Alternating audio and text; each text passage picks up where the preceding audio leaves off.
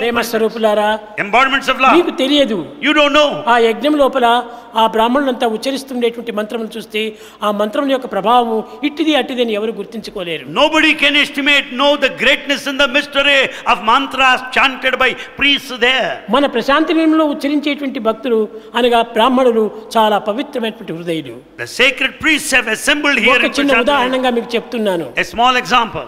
అందరూ భోజనానికని 12 గంటలకు వచ్చారు. All priests assemble here at 12 o'clock for lunch. కానీ సప్తలింగార్చన జరుగుతున్నది. Saptalingarchana. లింగార్చన was going on. అది అయ్యేంత వరకు తాను లేలేదు. And a person didn't get up. Mahabhagavatam చదువుతున్నాడు. He was going through Mahabharata. ఆయన కూడా అందరూ వచ్చినా కానీ తాను రాలేదు. All have assembled, but this man has not come. వేదపారాయణ చేసేటువంటి వారు ఉన్నారు అక్కడ.